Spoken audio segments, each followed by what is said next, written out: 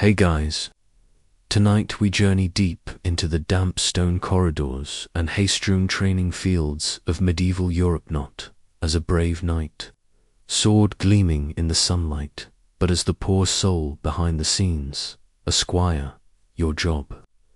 Pretty much everything. You get the honor of holding the horse, scrubbing the boots, and catching the arrows, sometimes literally. So before you get comfortable, take a moment to like the video and subscribe, but only if you genuinely enjoy what I do here. And don't forget to comment your location and local time. I love seeing where and when you're listening from. Now, dim the lights, maybe turn on a fan for that soft background hum, and let's ease into tonight's journey together. You wake up before the sun even thinks about rising. Not because of some gentle rooster crowing in the misty distance, no. It's your night's manservant dumping a freezing wooden bucket of water straight onto your face. Good morning. You shoot upright on your hay-filled mattress, heart hammering, limbs sore from yesterday's training. There's no time to stretch. The fire's dead, the floor's cold stone, and your tunic smells like a mixture of stale sweat and slightly soured milk. You slept in it. Again, your bed isn't really a bed. It's a sack stuffed with straw that's half matted with dirt, the occasional rat dropping, and probably a few fleas that came free with the hay.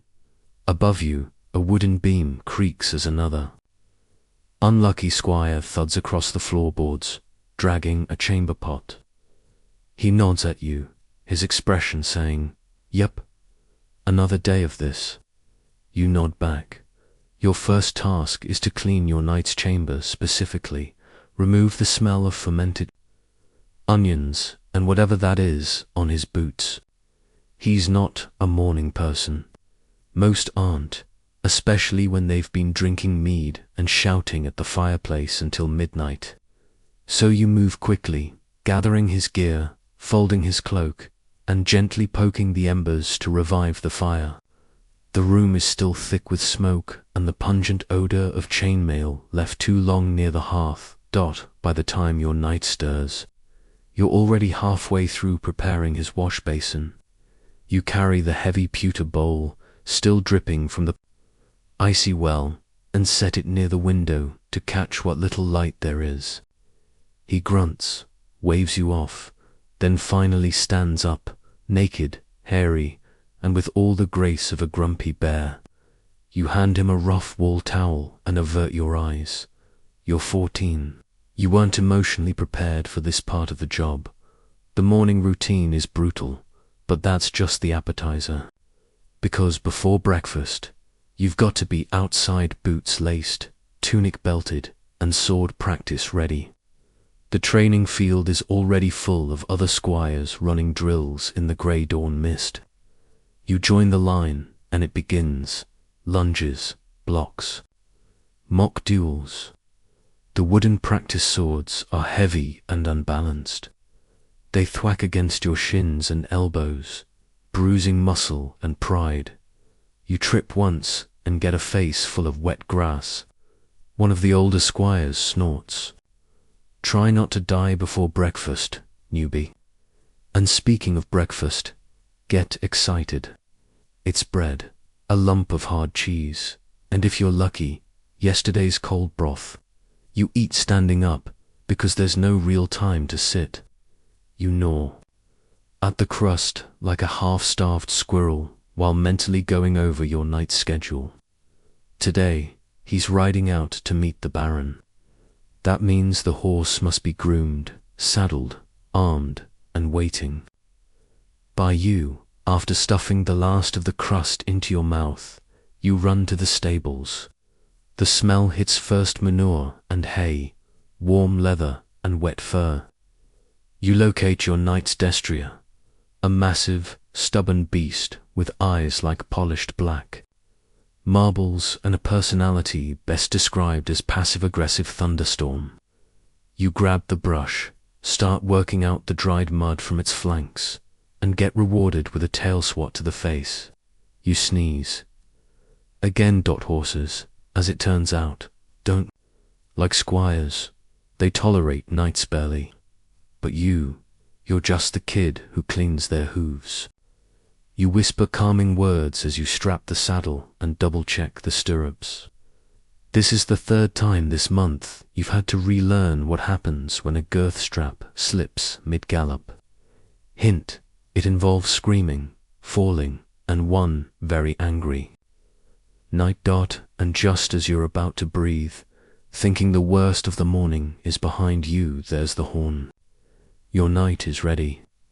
He steps out, armored, impatient, and already barking about some missing gauntlet you definitely laid out earlier. Find it, or I'll have you mucking stables for a week, he shouts. You dive back into the gear chest, rustle through chainmail and old tunics, and finally find the gauntlet behind a pile of last winter's fox pelts. Crisis averted. You sprint back, hand it over, and get no thanks, just a grunt. And then, just like that, the courtyard empties. Your knight rides off, the entourage follows, and you're left with a trail of hoofprints, a sweaty brush, and a to-do list longer than your arm. Historians still argue whether squires were considered formal apprentices or glorified servants. Either way, your morning proves it. You're at the bottom of the pyramid, and the only direction left is up or out. But there's no quitting. Not unless you want to end up begging outside the monastery with nothing but a wooden spoon and stories of how your knight once made you polish his boots with mashed apples. The good news: you have about 20 minutes to elapse behind the stables before someone realizes the moat needs draining. Asterisk, the heavy iron doors groan shut behind the last of the riders, and the courtyard falls quiet again, save for the cawing of crows and the clatter of someone spilling a bucket near the kitchens. You stand there a moment, catching your breath. Your arms ache from brushing down the destrier. Your nose still stings from the tail swat, and you realize only now that your left boot is full of something suspiciously warm and squishy. Stable surprise. But there's no time to fix it, because you're a squire, and your primary job, at its core, is this: carry heavy stuff. That's it. That's the job. The knight gets the shiny armor, the dramatic jousting matches, the poetic mentions in bard songs. You're the one who hauls the armor chest behind him, piece by piece, like a medieval backpack with no straps. And today, with your knight gone for the afternoon, you get to do the fun version of carrying things, cleaning, reorganizing, and relocating everything he left behind. First up is his armor rack. The whole setup looks impressive: breastplate, pauldrons, greaves, the work spot. Each piece weighs like it's made of lead-filled bricks. You start with the breastplate, gripping the edges and carefully lifting it off its peg. It shifts suddenly, dragging your arms down with it, and clunks into your shin with a dull thud. You don't scream, but it's a near thing. There's a delicate art to moving a full suit of armor. Too fast, and you risk scratching it, then your knight yells. Too slow, and you don't finish before dinner, then the steward yells. It's a tightrope walk of pain, clanging metal, and suppressed curses. Today, it's all being moved to the armory across the courtyard, up a narrow flight of stairs that definitely wasn't designed for anyone under 5 feet tall carrying 60 pounds of steel. You grunt and heave, inching your way up the stairs one clunk at a time. You think about knights, standing tall in armor, sword drawn, looking majestic. They never tell you how they got dressed. That part was always someone else's job, your job, and it sucked. It still sucks.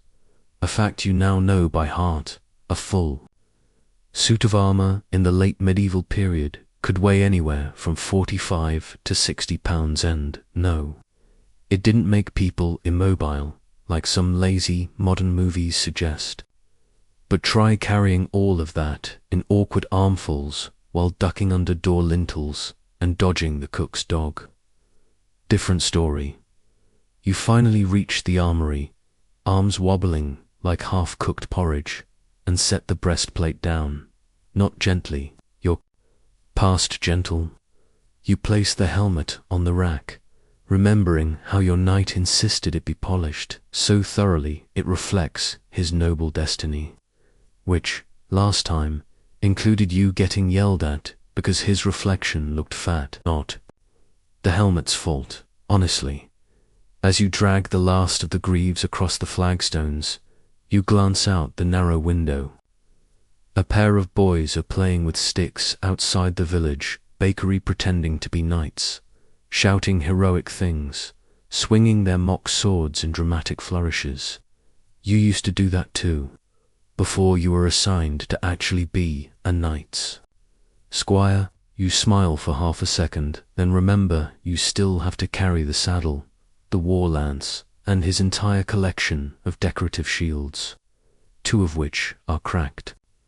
One smells faintly of pickled onions. Another squire joins you halfway through. Gregor, red-faced, short-tempered, and always chewing something, still on armor duty. He mutters, tossing you a rusty gauntlet. Heard your knight puked on the Baron last week. Bet that'll go down well. You shrug. Gossip travels fast in castles, but squires learn not to react. Better to just lift, carry, nod, and get back to work. You hang the gauntlet, then shift to reorganizing the weapon wall. Each sword has to go in a specific rack, each mace on its own hook, and the longbows well. You don't touch those unless you want to be on arrow fetch duty later. A job so boring it makes laundry sound exciting. Still, it's not all bad. Occasionally, while lifting a particularly well-balanced longsword or inspecting a polished helm, you imagine yourself wearing it, not the itchy linen underlayer or the sweat-soaked gambeson, no, the shining steel, the battle cry pose, the respect. You imagine galloping into battle, shield raised, a banner fluttering behind you. Then you trip on a stray scabbard and remember, you're the one carrying the guy. Who gets to do that? Some squires never become knights. Historians still argue whether the title of squire was a true stepping stone or just a way for noble families to keep the lower-ranked boys busy. After all, it takes money, connections, and often outright luck to be knighted. You can train hard, serve loyally, even take wounds and still be passed over because the Lord's cousin's second son needs a favor. A hard truth in a world that's all about lineage and land. As the afternoon sun fades and the shadows stretch across the cobblestones, you finally finish your list. Your arms are numb, your back aches, and your tunic is soaked through with sweat, dust, and one faint splash of horsebit you didn't notice earlier. You trudge back toward the squire's quarters and past the courtyard well. You want to sit beside it, just for a moment. You don't, because your knight left behind a wine stain on his cloak. And guess who's expected to fix that before supper? Asterisk, the smell hits you before you even reach the stable doors. A Ghent bamp, straw, sour leather, and the unmistakable musk of horse. You've spent so much time here, it's basically your second bedroom. Actually, it might be your real bedroom, judging by the pile of folded linen in the corner that smells faintly of last week's stew. You sigh and set your shoulder against the heavy wooden door, giving it a good shove inside. The horses shuffle and snort, their hooves clacking on the stone floor like impatient drummers. And there he is, your knight's horse, 70% muscle, 30% attitude, and somehow still stinkier than you. He looks at you with that blank, glossy stare that all destriers seem to have. You suspect he's judging you, harshly. Your job now, muck out the stall. Again, you grab the shovel and start turning over the straw, pushing the manure into a waiting cart that you're convinced was once new back in the time of the Celts. Your hands are already blistered, but you don't wear gloves. Not because you're brave, because the last pair got eaten by rats, and the armorer hasn't replaced them yet. Being in the stable is a full-body experience. There's the smell, sure, but there's also the heat. It's damp and heavy, clinging to your skin like wet parchment. You sweat through your tunic within minutes. The sleeves stick to your arms as you scoop and pitch and scoop again. Every now and then, a horse will stamp too close to your foot or let out a sneeze that sprays half your face in warm mist. This job isn't just disgusting, it's personal. You finish one stall, wipe your brow, and glance up at the sun through the open hayloft. Not even noon. Great, you move on to grooming. That means brushing, untangling manes, picking stones out of hooves, and trying not to get kicked. You tie up the destrier, grab a stiff bristle brush, and start on his flank. He shuffles sideways, like a disgruntled tavern bouncer, and tries to lean into you all 1,500 pounds of him. It's not affection, it's strategy. He wants to knock you over so you'll give up and leave him alone. You mutter a few choice words under your breath and keep brushing. You're used to the bruises. There's a running joke among squires that if you haven't been kicked by your knight and his horse in the same week, you're not working hard enough. One kid, Henry from the Eastern Tower, got launched straight into a feed bin. They gave him an extra spoonful of porridge that night. A rare honor. You move on to the hooves. Picking a destrier's feet is like playing medieval twister with a 1-ton toddler. You coax, you lift, you scrape. You're halfway through the third when your left arm starts to cramp. You pause for a moment, straightening up, back crackling like an old door hinge. That's when you notice it. You smell like horses, always. There's no escaping it. No matter how many buckets of water you haul, no matter how much rosemary soap. You sneak from the kitchens. It clings to you. It's in your tunic, your boots, your hair. Once, a serving girl flinched as you walked past. "Sorry," you mumbled. She laughed nervously and said, "You smell like ... adventure," which is a poetic way of saying you stink like manure and despair. You finish the grooming and lead the horse back into the stall. He flops down into the straw with a sound like a dying sofa, snorts once, and falls asleep immediately. Must be nice. You don't have time for a break. There's always a new task. One of the other knights left behind a saddle that needs oiling. You collect it and drag it to the tack room, arms shaking. The leather is cracked and dry, and it smells faintly of something sour mead. Sweat, regret. You set to work with the rag and a small bottle of oil, rubbing it into the surface in tight circles. It's oddly soothing. This part, quiet, almost meditative. And that's when your knight's dog shows up. Sir Balthazar, because of course, his dog has a title, bounds into the tack room, tongue lolling, eyes wide. You know that look. Something terrible is about to happen. You open your mouth to shoo him away, but it's too late. He knocks over the bottle of oil, then immediately rolls in it. Full body, head to tail. Now he looks like a greased-up sausage with paws. You sit back on your heels, blinking. He trots off, proudly, to spread chaos across the keep. You're going to be blamed for this, obviously. Historians still debate how much responsibility squires actually had in managing animals. Some say the stablemaster handled most of it. Others claim squires were expected to do everything short of birthing the horses themselves. Judging by your current list of duties: grooming, mucking, oiling, chasing dogs, you believe the latter. Outside, a bell tolls 3 times. Midday meal, not that you'll be sitting down for it. You wipe your hands, realize they're now covered in saddle oil, hay, and something suspiciously green, and head toward the courtyard. On the way, a younger squire stops you. "Hey," he whispers. "Sir, Everard said he wants his boots polished by sunset," said to tell the one who always smells like goats. You nod. You know exactly who he means. You trudge across the courtyard, still reeking of horses and saddle oil, with boots squelching slightly and your stomach groaning like a drawbridge in need of repair.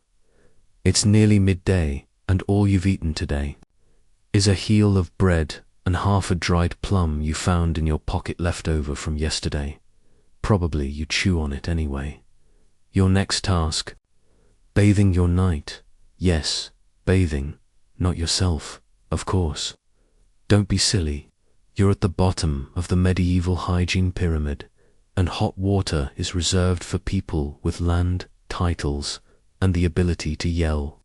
Your job is to fetch the water, stoke the fire, fill the tub, and somehow keep a grown man from slipping and drowning in his own bath like a grumpy walrus. You start by hauling the buckets from the well to the washroom, again and again and again. Each one sloshes water down your legs, soaking your already filthy hose. You do the math: he likes at least 8 full buckets. You're on number 6 when your arm goes numb. Number 7 spills half on the stairs. Number 8 you deliver with the dignity of a sleep-deprived turtle. Next comes the fire. You've got to heat the water in a great copper cauldron using damp wood someone forgot to stack properly. You blow and blow until your eyes water and your face is streaked with soot. Your knight walks in just as you're wiping your nose with your sleeve. "Try not to snot in the water," he mutters, "or I'll throw you in it." Charming. Now comes the worst part. Undressing him, he lifts his arms like a spoiled toddler. You carefully remove each layer: tunic, hose, belt, that strange chain he wears for luck. Each piece goes into a pile. Each piece stinks. By the time you get to his linen undershirt, you're holding your breath. It's not just sweat. It's years of dried mud, wine stains, meat drippings, and whatever that is. You peel it off, averting your eyes like a monk with a vow of decency. He steps into the wooden tub with a grunt and sinks down until only his shoulders and scowl are visible. "Not hot enough," he says. You resist the urge to toss in a flaming log. Instead, you fetch more water. Then come the bath duties. Soap, rough, lumpy, smells like lard; scrub cloth, more like sandpaper; and a long-handled brush that you must use with both caution and courage. Washing a knight is part combat sport, part interpretive dance. He moves suddenly, shifts without warning, and complains constantly. "You missed my shoulder. That's too rough." "Not there, idiot." "Do you even know how to wash a nobleman?" "Honestly, no. You're 14.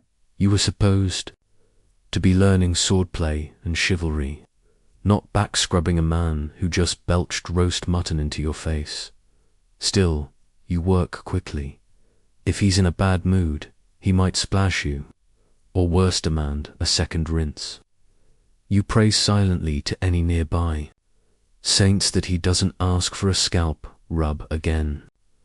Last time, he got soap in his eye and blamed you for trying to blind a war hero. Eventually, he stands, water sloshing over the tub's edge. You hand him a towel, trying not to make eye contact. He wraps himself, drips all over the floor. "You'll soon have to mop," and stomps off with a final bark. Clean that up, and don't forget the boots. You're left in a steamy room that smells like boiled feet and wet wool, with a tub full of grimy water and a fresh pile of laundry. You drain the tub with a wooden ladle, bucket by bucket, until your hands are raw and your will to live is hanging by a thread. Historians still argue whether bathing rituals in the Middle Ages were rare or simply underdocumented. The upper classes did bathe, but only when they felt like it, and usually with help. You're the help. Once the tub is empty, you clean it, then scrub the floor, then gather the soggy towels and sweaty linens and cart them down to the laundry yard. You hope the laundry maid is in a good mood. Last time, she flung a damp tunic at your head and called you a nobleman's donkey. The laundry process itself is cruel and unusual. There's a stone basin, a bar of ash soap so rough it could file down bone, and a washboard that has ruined many a young squire's fingernails. You dunk the linen, scrub it furiously, slap it against the board, rinse and repeat. Your hands go numb, then read, then numb again. You wring everything out and hang it over a rope line strung between two crooked wooden posts. The breeze hits your damp tunic.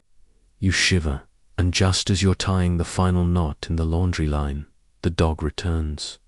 Remember Sir Balthazar, he's back, still oily, still proud. This time, dragging something that might once have been your night's good. Cloak. You lunge to grab it, miss, and fall straight into the rinse basin. The dog trots off. You sit there in cold, soapy water, hair dripping, tunic soaked, knees bruised, and heart full of quiet rage. You're wet, freezing, and somehow smell worse than when you started. Somewhere, a bell rings. Dinner call, not for... You're not yet. First, you've got boots to polish. Dinner's underway in the great hall, roasted goose, spiced wine, maybe even plum tarts if the baker was feeling generous. But you're not there.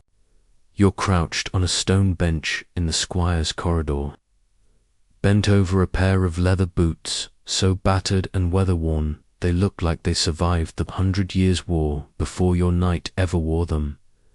Boot polishing isn't complicated, but it's cruel. First, you scrape off the dried mud, bits of hay, and let's be a nosticational mystery residue. Then you heat the wax, just enough to make it spread without clumping. Then comes the brushing, which must be firm, rhythmic, and thorough enough to convince a half-drunk knight that his boots look fit for the court of Charlemagne. Tonight, the boots are scuffed beyond recognition. Deep grooves along the heel, a tear near the toe, and the left sole is half detached. You could mention it. You could ask your knight to request a new pair from the armourer. But you've done that before. His answer: you're a squire, not a cobbler. Just make them look good from 20 paces. You sigh and melt a little wax. With your thumb near a candle, the brush thuds against the leather, rhythmic and slow. You get into a transient. Your fingers cramp and your back screams for a break. Too bad. The boots aren't done. Another squire passes you, Thomlin, lanky and smug-tossing a polished pair into a satchel. Still on those, he smirks. Mine likes his buffed so bright they reflect his mood swings. You give a polite grunt. The universal squire response that means I'm too tired to insult you properly. He vanishes down the hall, and you return to your task, dipping the brush into the black polish and swirling it across the boot's surface. A whisper of shine begins to emerge. It's the closest you'll get to magic tonight. While polishing, you think, not about becoming a knight, not now. You think about sleep, about beds without straw poking through the sheets, about warm soup, about not having to wring out your own socks over a fire at midnight. But mostly, you think about how little glory there is in this job. No one sings songs about squires who repaired a buckle in the rain or stitched a torn tabard by moonlight. No one remembers the boy who spent an hour trying to scrape dried chicken grease off a leather belt with a dull spoon. There are no epics titled The Noble Squire and The Great Laundry Disaster. You exist in the shadows of heroes, and yet without you, they'd fall apart. Historically, squires were more than just errand boys. They trained in combat, cared for horses, maintained weapons, and occasionally even joined battles themselves. But in between the glory moments were endless hours of labor, scrubbing, fetching, mending. A squire was expected to serve loyally, perfectly, and silently. A medieval Swiss army knife menace, the cool branding. You finish the boots. They're not perfect, but they gleam faintly in the candlelight.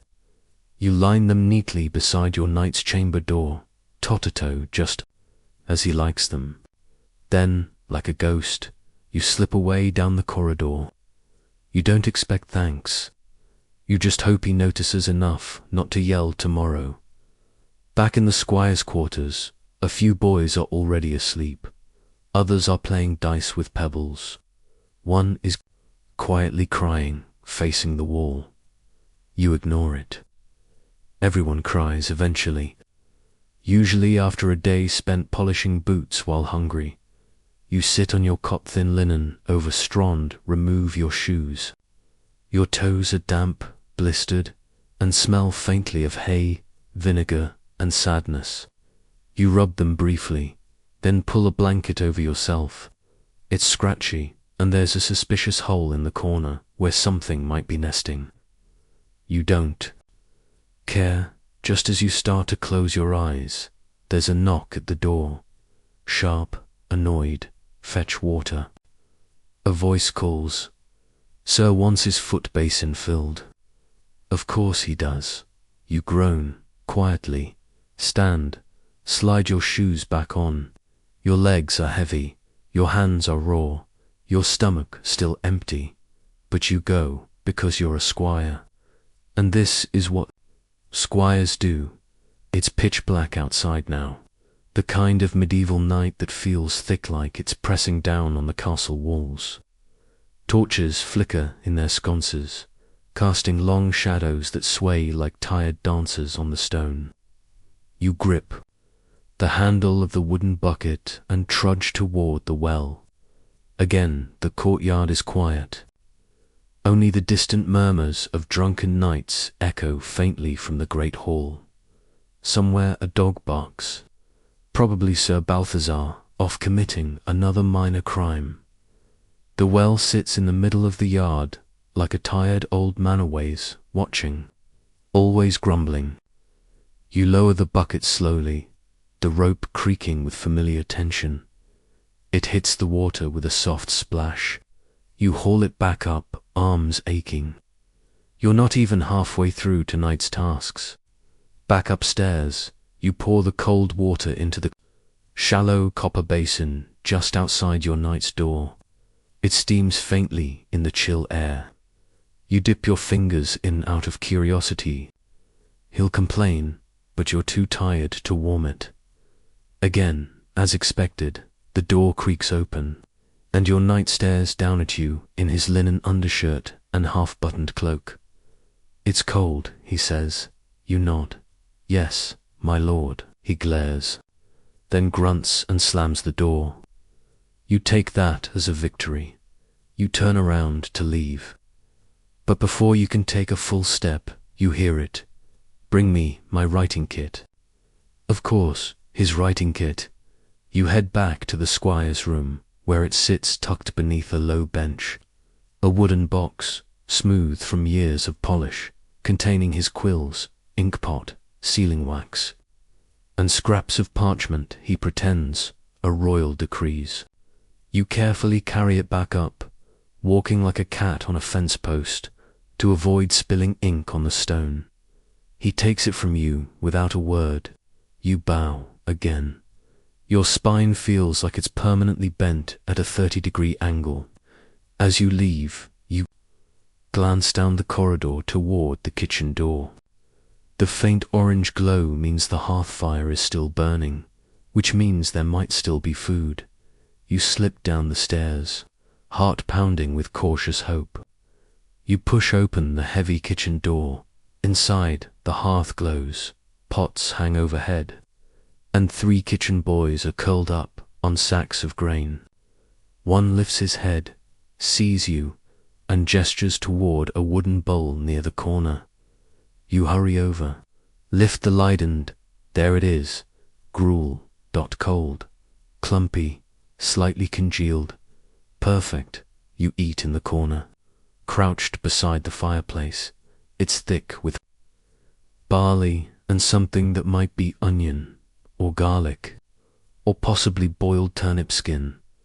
You don't ask questions. You just eat. One of the kitchen boys, Peter, sits up and whispers, "Did you hear about the Squire from Tower Hall?" You shake your head, threw a boot at his night, he says, wide-eyed. Got sent to the fields for a month. You nod slowly. That tracks. Historians still argue whether squires had the ability to lodge complaints against their knights. Most say no. Others suggest in rare cases a noble family could intervene. But unless your last name rhymes with Plantagenet, you're probably out of luck. You finish the gruel, place the bowl in the wash bin, and slink back toward the stairs. The castle has gone silent now, the kind of silence that feels unnatural, like the whole place is holding its breath. Back in the squire's quarters, the candle has burned low. A few boys are snoring. One is talking in his sleep about cabbages and arrows. You find your cot again. You lie down, arm across your face, boots still on, and then a bell. It's not the timekeeping bell. It's the small iron one near the knight's chamber, the summon bell. You groan softly, then get up again. You knock gently on his door. "My lord, oil the hinges," he says. They squeak. You stare at the bell, then at the hinge, then back at the darkness in the hall. You say nothing, just nod back down the stairs. To the workshop, you find a little tin flask of oil. You return. You drip it carefully onto the hinge, spreading it with a strip of linen.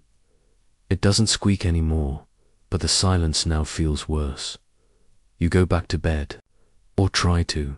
You lie there, finally, eyes heavy, body aching, brain buzzing, and right before sleep pulls you under. A quiet thought drifts through your mind. This is the life before you earn a sword. This is the price, and somehow you still want it. Morning comes with no warning, just a loud clang from the courtyard and a sharp voice shouting, "Up, all squires to the yard." Now, you jolt upright, heart pounding, tangled in a wool blanket that has somehow wound itself around your legs like a constrictor. Someone else's foot is in your face. Someone else's elbow is in your ribs. The room explodes with motion boys scrambling, boots thudding, tunics pulled over heads half wrong. You leap up, dizzy, still in yesterday's socks. You don't ask why you're being summoned. You never ask. Questions are for monks and nobles. Squires follow. The air outside is painfully cold, the kind that seeps into your lungs and makes your eyes water. You stand in formation with the others of you arranged in ragged rows. Most of you look the same, young, pale, tired, and slightly crooked from hauling things that were clearly never meant to be carried by humans. Combat drills. The master-at-arms announces, his voice like gravel in a mug. Now, groans ripple quietly through the line. You don't dare make a sound. He paces in front of you like a wolf sizing up his options. Then he claps once, and the practice swords are brought out wooden, splintered, and heavier than they look. You're handed one with a broken handle and dried mud on the blade. Classic. Then begins the worst part of your day. Sparring. The first time you took a practice sword to the face, you saw stars. The second time, you chipped a tooth. Now, you know how to duck. Usually, you square off with another Squire Willem, who always smiles right before he swings and raise your sword. He lunges, you parry. Sort of. It's less elegant defense and more desperate flailing, but it gets the job done. Your sword thunks against his with a jolt that travels all the way down your spine. He swings again. You dodge. You swing back. You both stumble. It's like two wet cats fighting over a stick. The master-at-arms yells corrections. Wider stance. Don't lean like that. Would you defend your castle like that? You sweat through your tunic in minutes. Your hands blister. Your knees wobble. The wooden sword feels like it's made of lead.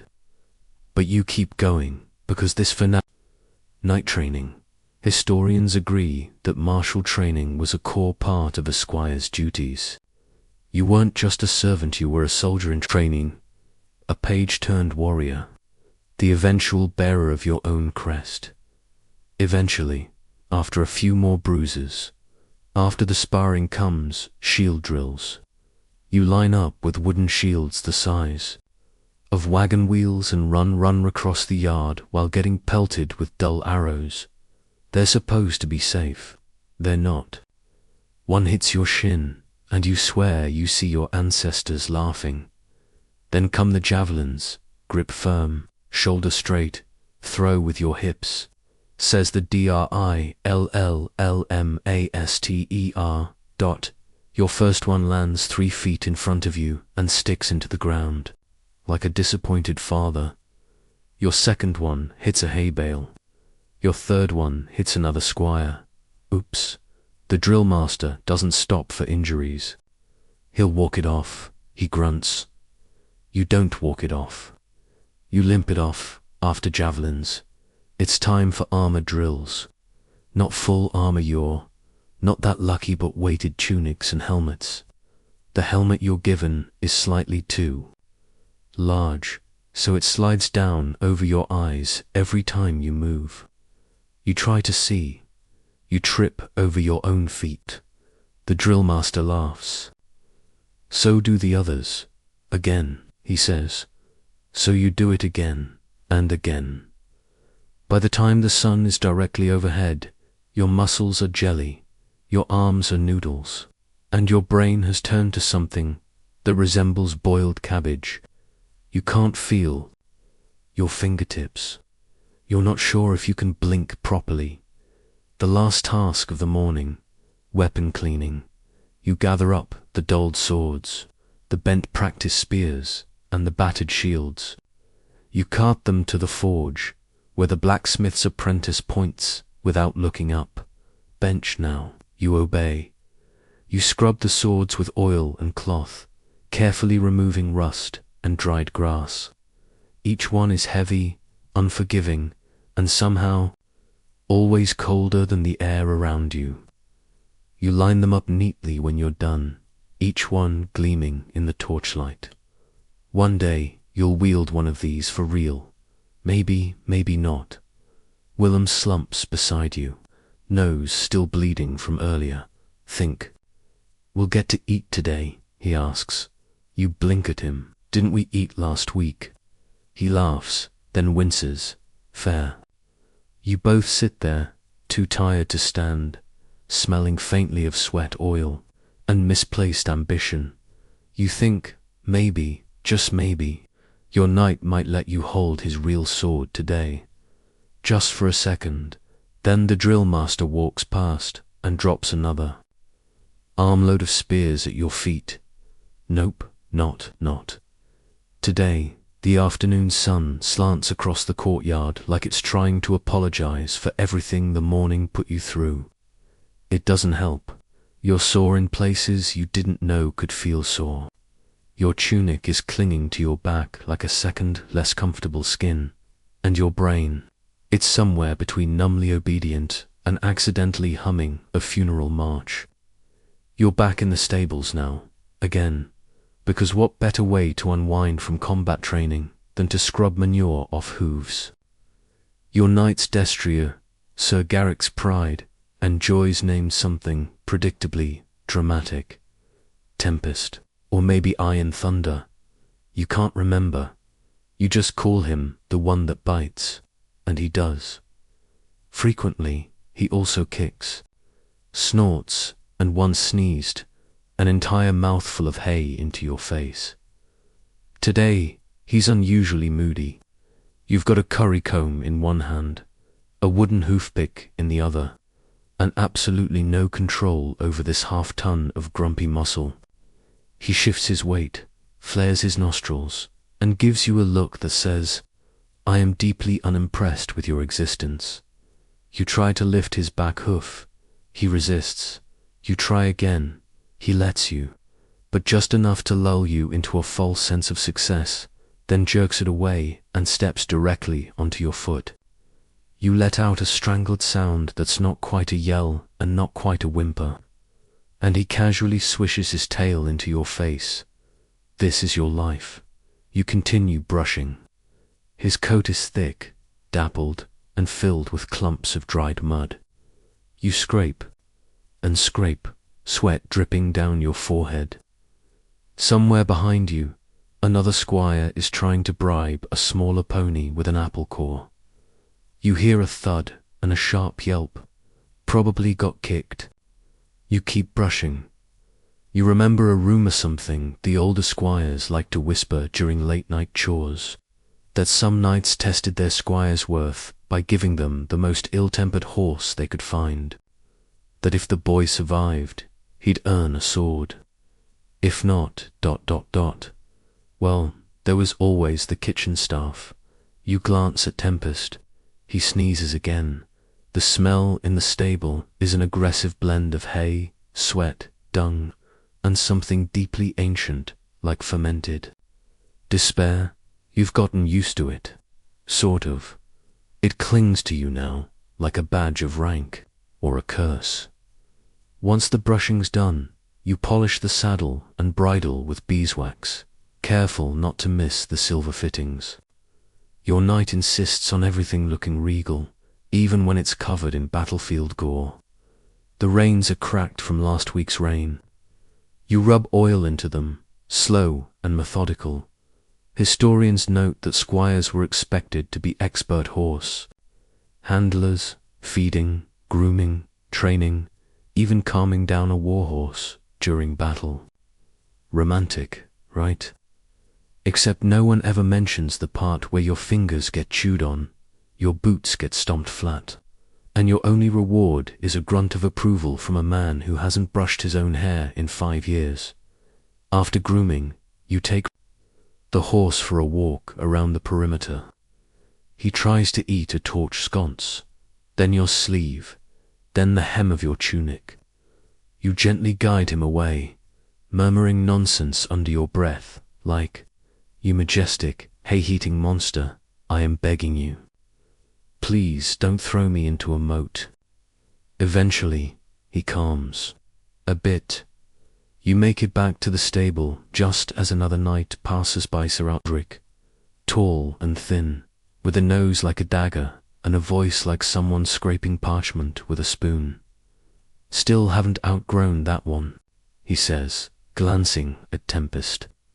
"Should have sent you back to the monastery." You force a smile. "He's just spirited, sir." A snort. "So was my last squire, until he got thrown into a hedge and bit his tongue clean off." Encouraging, Sir Aldrich walks off, humming a funeral dirge. You lead Tempest back into his stall. Pat his neck gently, in case he interprets it as a challenge, and slide the gate shut.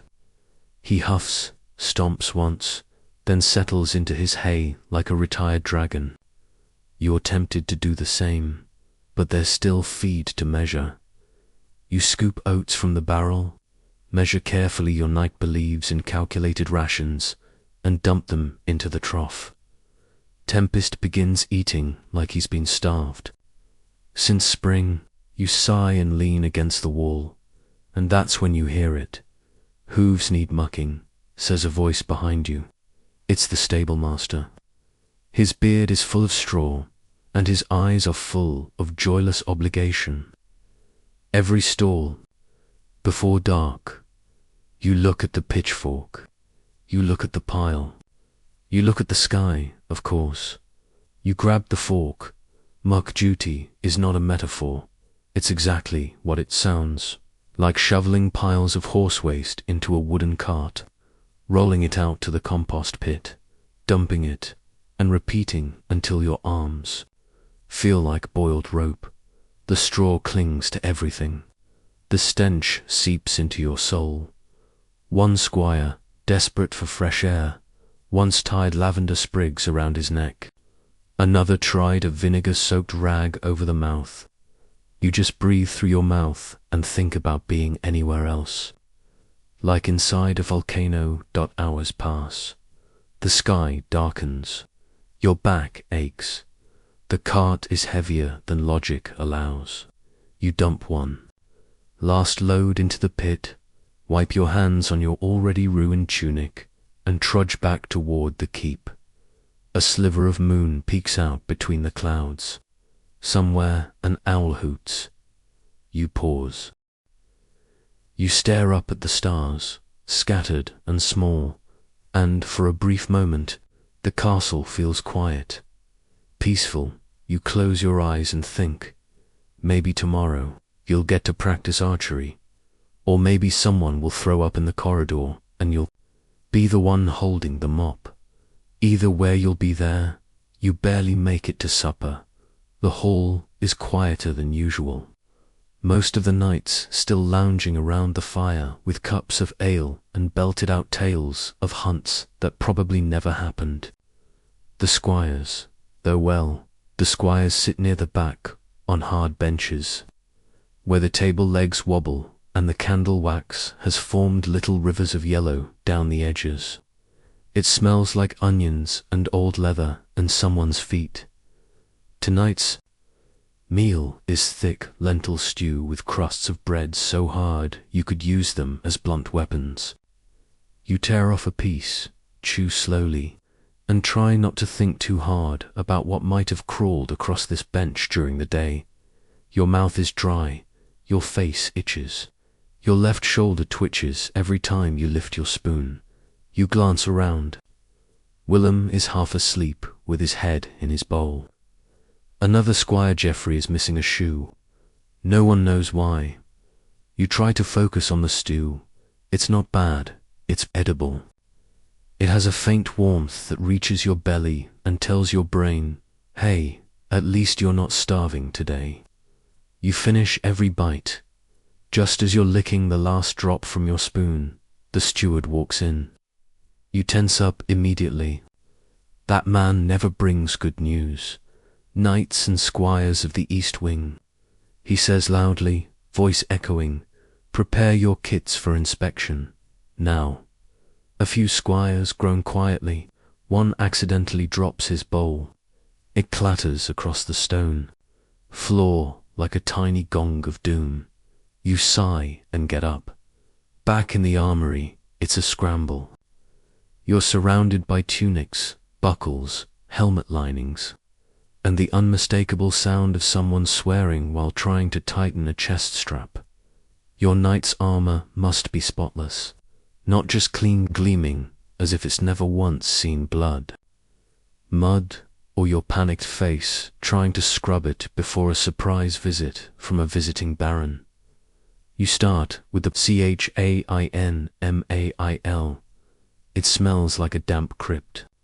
You haul it onto the wooden peg, unroll it carefully, and begin the endless task of oiling each ring, one by one, because yes, if one rusts, you are the reason his armpit gets cut open in battle. Next comes the breastplate. It's dented. Of course, it's dented. You flip it over, use a rag soaked in vinegar and ashes your castle's homemade polish and rub until your arm feels like it's going to detach itself in protest. The helmet is next. It's heavy, awkward, and somehow always has a spider in it. You shake it twice, wait, shake it again. Nothing crawls out. Good enough historians often note that a knight's image was everything. Gleaming armor wasn't just for battle. It was status, intimidation, theater, and behind every shining knight was a squire with scraped knuckles, blackened fingernails, and a very real chance of being blamed for tarnished honor because of a smudge on the vambrace. You finish oiling the greaves. They reflect candlelight now, sort of. You polish your knight's gauntlets last, fingers tracing the small, etched lion on the cuff. It looks proud, you feel, well, tired, but slightly satisfied. You did this. The steward arrives. He inspects. The kit's eyes sharp like a hawk that skipped dinner. He lifts a chainmail sleeve, rubs it between two fingers, sniffs, frowns. Your heart drops into your shoes. Then he grunts, passable. You exhale. That's the highest praise you're going to get. Later, back in the squire's quarters, you slump onto your cot and stare. At the ceiling, there's a tiny crack shaped like a crooked arrowhead. You've named it Sir Crackbert. One of the boys near the window is humming. Another is picking at a blister. Willem is snoring like a dying goat. You think about your day, about the drills, the horse, the armor. You think about your knight, how he only ever speaks to you in commands. You think about the day you'll finally mount your own horse with your own banner and not be the one carrying a chamber pot, and then you hear your name. Soft, low, from across the room. It's another Squire Jorah, older, been here longer. He's lying flat on his back, staring at the rafters. You think it's worth it, he asks. You blink, what? All this, the mud, the bruises, the smell, think we'll actually make it? You pause. You want to say yes. You want to sound confident, but the truth is, no one knows. Not every squire becomes a knight. Some wash out. Some run away. Some end up managing stables, or worse, accounting. I think, you say carefully, it has to be. He chuckles once, coughs, and falls silent. You close your eyes. Somewhere, a bell rings for lights out. Somewhere, a fire dies in the hearth. You're too tired to dream. You're awoken by shouting again. This time, it's before dawn. The hour when even the owls are too tired to hoot. The corridor outside is alive, with boots slamming on stone and voices raised in controlled panic. You sit up, disoriented, your mouth dry and your limbs tangled in the blanket like a fish in a net. Then you hear it clearly. Visitors, important. Ones, nobles. You swing your legs off the cot, the floor icy beneath your soles, and fumble for your hose and tunic. The others are scrambling, two half-dressed squires knocking into each other, yanking on jerkins, rubbing their eyes with inky fingers. Noble visitors mean three things: appearances, protocol, and punishment if anything smells like a stable. You're assigned to help with the Great Hall preparations. Tables are being scrubbed clean with sand and vinegar. Banners unfurled and shaken out, new rushes scattered on the floor to hide the scent of yesterday's stew. You're handed a rag, a bucket, and a look that says, "Don't you dare embarrass." This castle, you polish candlesticks until your reflection stares back, more tired than ever. You straighten chairs, trim candle wicks, arrange goblets by height. Somewhere, someone is burning rosemary and lavender in a brazier to make the air smell less like feet. It's working, barely. You're sent to your knight's chamber next. He's awake already, pacing in his undershirt, muttering about whether he should wear the red cloak or the blue one. You stand, hands clasped, trying not to yawn. He chooses the red, then changes to the blue, then changes back to red. You help him into his doublet, adjusting the laces, smoothing the shoulders. He smells faintly of last night's ale and something. Woodsy, probably, that beard ointment he bought from a peddler who claimed it was used by Saracen generals. You didn't believe him, but it does smell expensive. Fetch my boots, he says, not looking at you. You already have them. He doesn't thank you. He never does. Knights are expected to appear effortlessly composed, their armor gleaming, their words sharp, their gestures confident. Behind that image is you, the one who cleaned the mud from his riding cloak, who stitched the fray in his hose, who polished the hilt of his sword until it could double as a mirror. Historians still debate whether squires were truly valued or merely tolerated. Some records show close mentorship.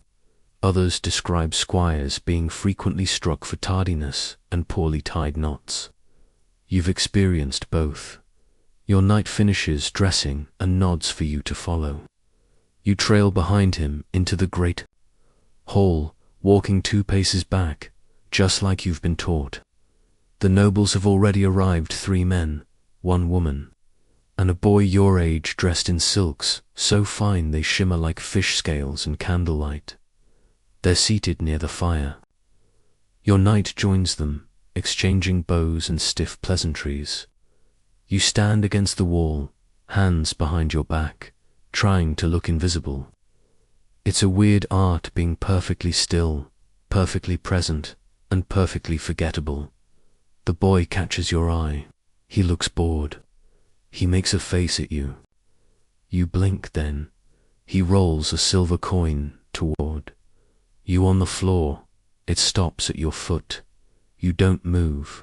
It's a test. Noble boys like to play these games, testing how much they can make others bend. If you pick up the coin, it means you're greedy. If you don't, they might call you disrespectful. Either way, someone's going to be upset. You nudge it gently back with the toe of your boot. He smirks. The steward sees none of it. He's too busy explaining the castle's wine reserves and oat yield. Later, you serve at the midday meal. You carry trays laden with meat pies and roast venison, your hands burning from the heat. You refill goblets, pour wine, stand very still, while people shout about hunting falcons and who insulted whom last winter. Someone drops a leg of lamb. You pick it up before the hounds can get to it. The woman draped in fur and veiled in pearls lines, toward your knight. Does your boy always stand like a statue? She asks. He glances at you. Only when he's not being clumsy. You feel your ears turn red. She chuckles. Eventually, the meal ends. Plates are cleared. You gather crumbs with a bundle of linen. The hall empties slowly, guests retreating to their chambers or to the solar for yet more wine and stories about hawks. Back in the squire's quarters, you finally breathe. The others are trickling in, faces pale, fingers stained with wax, wine, or ink. That noble boy dumped his chamber pot out the window, someone says. Did it land on anyone? Clothes, the cook's dog. You lie back on your cot, arms crossed behind your head, staring at Sir Crackbert again. You think about the silver coin, about the fact that you'll never wear silk like that your hands will never look soft or clean, that even if you become a knight, people will still call you that hedge-born brat who carried boots. But then you think about your armor, kit, your polish work. The one noble who said your knight's plate was the cleanest of all, and it was. because you made it so, and that has to count for something. It's weapons training again. And no, you're not excited, because today isn't the usual wooden sword in the yard stuff. Today is polearms. Polearms are exactly as fun as they sound. Long, heavy, awkward weapons that seem specifically designed to test whether your elbows are secretly filled with jelly. Halberds, glaives, billhooks, surrounded by oversized farming tools turned instruments of war. And somehow you're supposed to look graceful swinging one. You have to practice halberd nearly your own height and position your feet like the instructor showed you yesterday, or was it last week? Either way, it's wrong. He tells you so with a sharp poke to your ribs using his own staff. You're a tree in the wind, he growls. And not the good kind, the falling kind. You adjust, again and again. Your arms ache, your palms sting.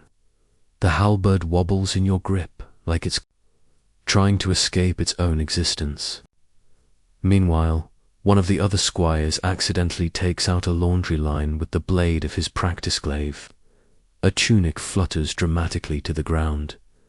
The instructor doesn't even blink. Again, you go through the drills. Swing, thrust, block, pivot, repeat.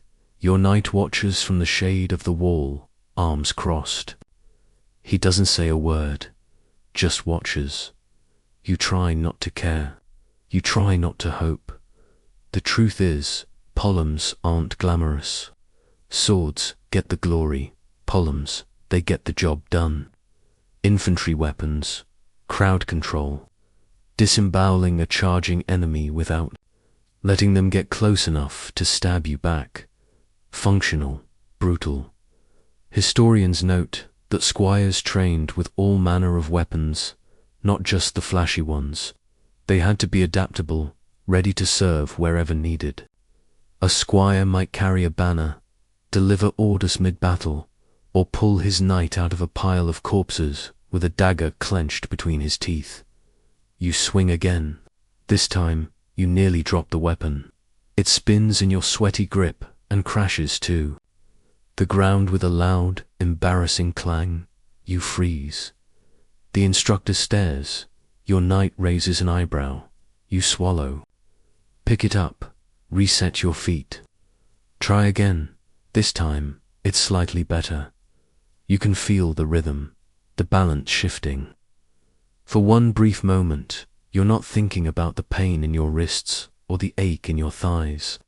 You're just moving, reacting, existing.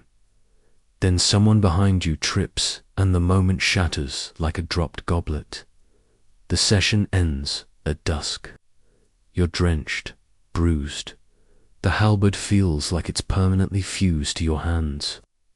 But you notice something on your way back to the castle, your grip.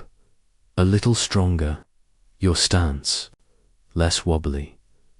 You glance up at your knight. He still doesn't say anything, but he's not frowning either. Small victories, asterisk the next morning, starts with blood, not yours, thankfully but close. You're summoned before the sun fully rises, half-dressed, hair sticking out in a way that would surely offend the tapestry weavers. A page says your knight needs you. Immediately, you run to the training yard and find him there. Seated on a stone bench, his foot extended, his boot is off, his toe is bleeding, apparently a stirrup strap snapped during an early ride, and his foot caught the edge of the saddle on the way down. The result, one cracked toenail and a very grumpy knight. You clean the wound with wine, wrap it in linen, and try not to wince as he mutters about clumsy saddle makers and ungrateful steeds. He never once thanks you, but he also doesn't throw the boot at your head, so that's something. You spend the rest of the day in a strange fog, running errands that range from fetching herbs for the healer to carrying a rolled-up message to The revue smells like sheep and anger. On the way back, you pass the cook. She glares at you. You stepped in the soup trench yesterday, she says. That stew was for the Baron's hounds. You apologize. She throws a carrot at your head. Your duties never really end. Squires were expected to be everywhere, doing everything all the time, delivering messages, overseeing pack horses, practicing with weapons, standing in for the night when needed on horseback or foot, in court or battle. Historians say it was the best education a noble boy could get. You think it's more like unpaid overtime with bruises. Later, while cleaning a shield that still smells of dried blood, you hear it again. He's getting better, your knight says. To someone you don't even know who. You're not supposed to be listening, but you heard it. You stop, you smile, and you keep scrubbing. Asterisk rain. Again, not the soft, romantic kind. The sideways, bone-chilling, turn dash the dash courtyard dash into dash a dash mud dash pit kind. The kind that soaks your underclothes and makes you reconsider every decision that led you to this point. You're tasked with escorting your knight into the village to oversee a local. Dispute something about pigs and a fence. You saddle the horses under a leaking awning, your hands numb, your cloak heavy enough to double as a ship's anchor. Tempest bites your sleeve again. Of course, you ride in silence. Mud splashes everywhere. The trees groan. A cart passes, overloaded with turnips, and driven by a man with only 3 teeth and far too much to say. The village is quiet.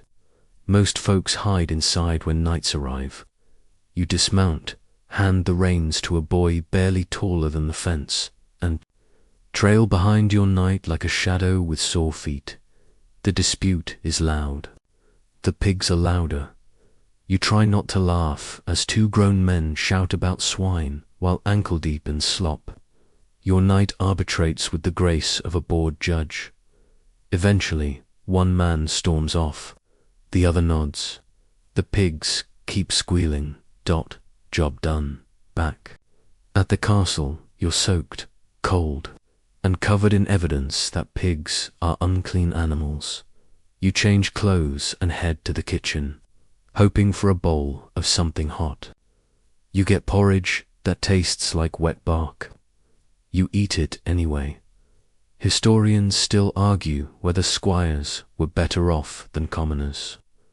On one hand, you've got a roof over your head, training, access to nobility.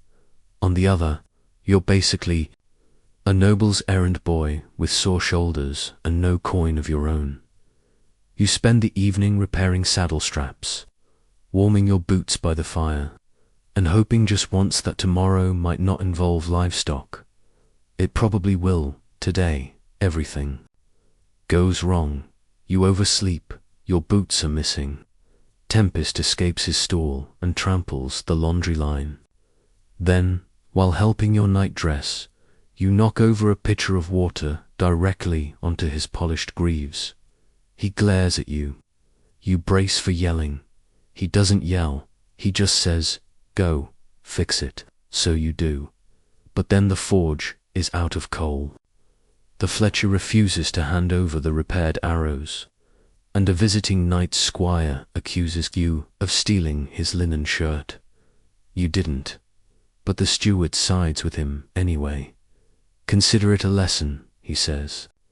Squires don't argue, they endure. You clench your teeth and scrub dishes until your hands sting. Later, the cookies, the carrot thrower, takes pity and sneaks you a slab of bread and honey. You nod your thanks. She grunts. That night, you sit by the window, watching the rain bead across the glass.